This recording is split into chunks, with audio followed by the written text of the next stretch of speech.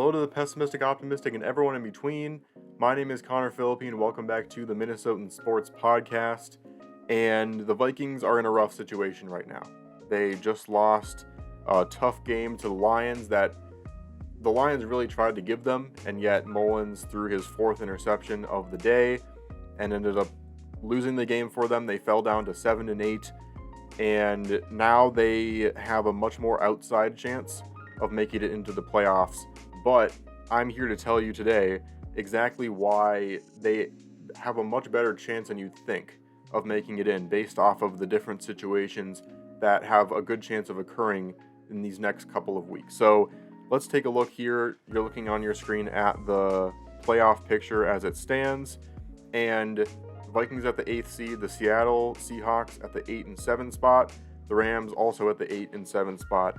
Now, you take a look at the possibility of any of these teams below us leapfrogging us, which is 0 at this point. You know, that we've got strength of victory, conference record. I mean, all of these different tiebreakers the Vikings have at this moment. And so the Falcons, obviously, if we beat the Packers, we'd knock them out. You know, the Saints wouldn't have that tiebreaker. Right now, what we want to definitely happen is the Buccaneers need to maintain that NFC South spot. That's one of the main things that needs to happen for the Vikings to have a good chance, because if one of these other teams usurps them, then the Bucs would then fall and they would have the tiebreaker over us because they beat us in week 1 of the season. But no other NFC South team has a chance to overcome us because we swept the rest of the NFC South so we would have that head-to-head tiebreaker over all those teams. So that's one thing you want to root for the Vikings fans out there, is you want the Buccaneers to maintain that NFC South spot. And if that happens, then there's really no other team below us that can overtake us. Obviously, we have to beat the Packers no matter what if we're going to make it in. So that doesn't matter in terms of the tiebreakers between us and the Packers. We got to beat them next week. That is the one thing that needs to happen. And the Vikings need to win out also. So we would need to go at Detroit in week 18 and also win that game. So that's another thing that needs to happen. Basically, the Vikings need to 100% be 9-8 if they are going to be able to win this, get one of these playoff spots. Technically, that doesn't need to happen, but the Rams aren't going to lose both of their next two. The Seahawks also aren't going to lose both of their next two. So realistically, that needs to happen. Looking at the Seahawks here, the two games that they have remaining are against the Steelers and at the Cardinals.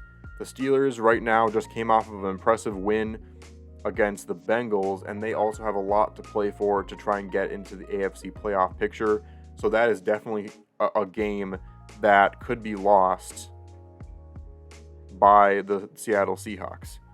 However, we look at the standings right now in the playoff picture, the tiebreakers between the Vikings and Seahawks. The Seahawks currently have a 6-5 conference record. The Vikings have a 6-4, which means if the Vikings win out these next two games, they would have that tiebreaker over the Seahawks. And since we haven't played them so far this season, that would be the one and only tiebreaker that would matter. That is the trump card.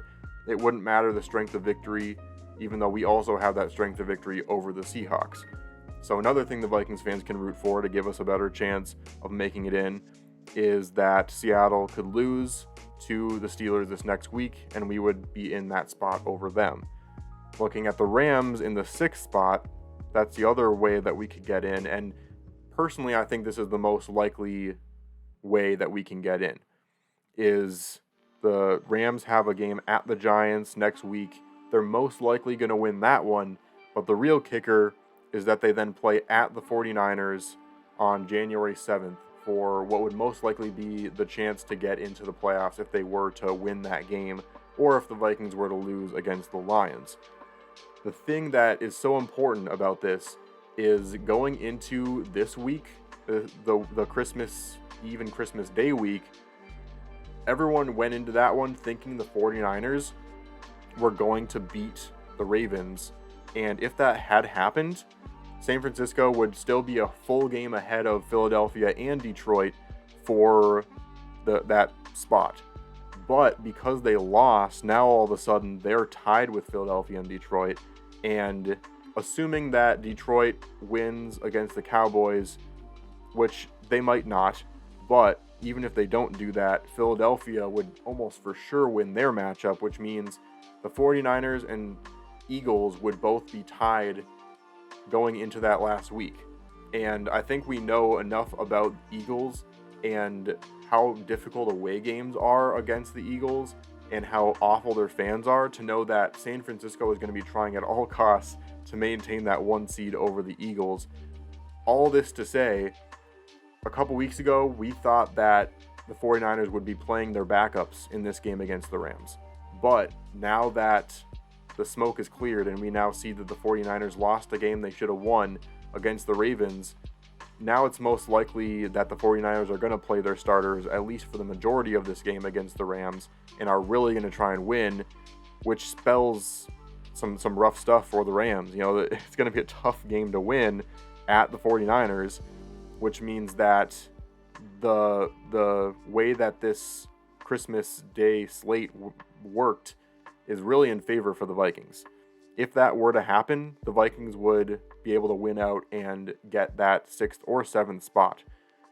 Now, the other thing that needs to happen is, let's be honest here, Vikings fans, let's be real.